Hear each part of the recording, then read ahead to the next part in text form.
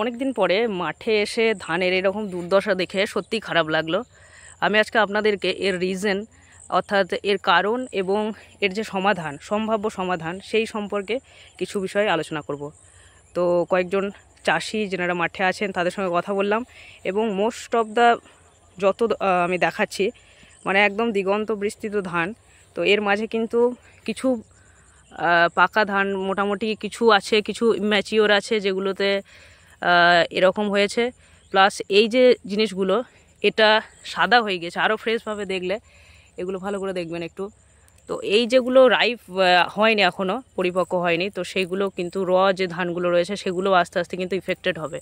মানে ঠিক যেরকমভাবে ওইগুলো ওয়েস্ট হয়েছে এই যেরকম, তো এইগুলোকে বৈজ্ঞানিক ভাষায় এর একটা নাম রয়েছে, সেটা হচ্ছে প্যানিক্যাল ব্লাস্ট। ঠিক ব্লাস্ট হওয়ার মতো, ধ্বংস হয়ে যাওয়ার মতো, ঠিক আছে। বা রোটেন নেক বলা হয়। রোটেন নেক এই কারণেই বলা হয়, এই যেটা ক্যামেরাতে শো করছি আমি, এর যেটা গলা এরকম যদি ধরে নেওয়া হয়, এটা যদি মানুষ হিসাবে ইমেজ করা হয়, তো গলাটা দেখো এরকম করে রোটেট হয়ে পড়ছে, ঠিক আছে। বা রোটেন এই কারণে বলা হয়, এগুলো এরকমভাবে ধরলেই উঠে যাচ্ছে, আলতো একটু টাচ করলেই উঠে যাবে, যেটা এটা এখন পরিণত হয়নি, কাঁচা, তো এটা কিন্তু টানলে এরকম করে উঠবে না। বাট যেগুলো স্পয়েল হয়ে গিয়েছে মাছলা, এই যেমন এটা যদি দেখাই আমি, তো এটাকে এরকম করে টাচ করলে এরকমভাবে উঠে চলে আসছে। এবং এর যে শীষের নিচের অংশটা, এই লোয়ার পার্টটা, সেটা ভালো করে দেখাচ্ছি, এগুলো দেখো কালচে হয়ে গিয়েছে। এবং এটাকে যদি এরকমভাবে কাটো, তো এর মধ্যে কিন্তু কিছু কিছু ক্ষেত্রে দেখবে যে পোকা রয়েছে, ঠিক আছে। তো এই রোটেন ব্লাস্ট জেনারেলি কতগুলো কারণের জন্য হয় এবং গোটা জমি কিন্তু এফেক্ট হবে। গোটা জমির যে বলা ভালো, গোটা মাঠের জমি, ঠিক আছে, সমস্ত জমি এফেক্টেড হবেই। অ্যান্ড এটা রিজন হচ্ছে অতিরিক্ত পরিমাণে এক্সেসিভ নাইট্রোজেন প্রয়োগের জন্য, ঠিক আছে। জমিতে জৈব সারের পরিবর্তে যে প্রচুর পরিমাণে কেমিক্যালগুলো দেওয়া হয়, তার জন্য এই ডিজিজটা হয়।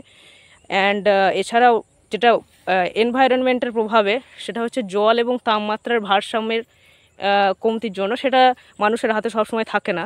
তো এর সলিউশনটা বলবো, আর একটা যেটা মেন কারণ বলতে পারেন যে এই ধানগুলো এরকম হয়ে যাওয়ার পিছনে, হ্যাঁ, সেটা হচ্ছে সময়ে এগুলোকে রেকগনাইজ বা চিহ্নিত না করতে পারার ফল, ঠিক আছে। এখানে আমি দেখাবো একটা শীষ তুলে আমি দেখাচ্ছি লাস্ট পরিণতিটা কীরকম হচ্ছে। এরকমভাবে নুয়ে পড়ে যাচ্ছে, এইটা যেটা একবারে নুয়ে পড়ে গিয়েছে, ঠিক আছে। তো এর মধ্যে কিন্তু কোনো ধান নেই, জাস্ট আগরা যেটা বলা হয়, একদম তুষে রাখার, এরকমভাবে স্পয়েল হয়ে যাচ্ছে গোটায়, ঠিক আছে। এটা যে কাঁচা আছে এটাও কিন্তু আস্তে আস্তে ওরকমই হয়ে যাবে কিছুদিন পরে। তো কয়েকদিন আগে এসে আমি জিনিসটা অতটা গুরুত্ব দিইনি, বাট আজকে অনেকটাই দেখলাম, বুঝলাম এবং ব্যাপারটা জানানোর একটু ইচ্ছা হলো, যাতে করে কিছুটা উপকারিতা হয়। তো এর সলিউশন হচ্ছে, আমরা জানি যে ধান জেনারেলি গ্রামাঞ্চলের মেন একটা ফসল। অ্যান্ড এক্ষেত্রে এর এই জিনিসটা, দুটো জিনিস দেখে একে চিহ্নিত করতে হবে। একটা হচ্ছে গোড়ার পোর্শনটা, যেটা এরকমভাবে একটা ব্ল্যাকিশ স্পট পড়েছে, আর যে ধানটা সেটা হোয়াইটিশ হয়ে গিয়েছে, সাদা, ঠিক আছে।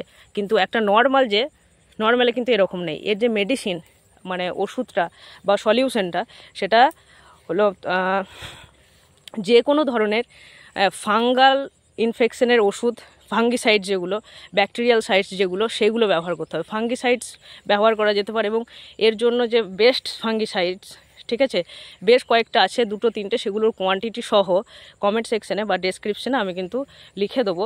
সেগুলো আপনারা একটু, যেখানে ধানের যে বীজ পাওয়া যায় সেখানে যদি আলোচনা করেন এই বিষয়গুলোকে নিয়ে, বা এগুলো যদি দেখান অ্যাকচুয়ালি, তো তারা কিন্তু ওষুধটা দিয়ে দেবে, ঠিক আছে। আরেকবার আপনারা একটু দেখে বা গবেষণা করে সেই ওষুধগুলো কিনতে পারেন, ঠিক আছে।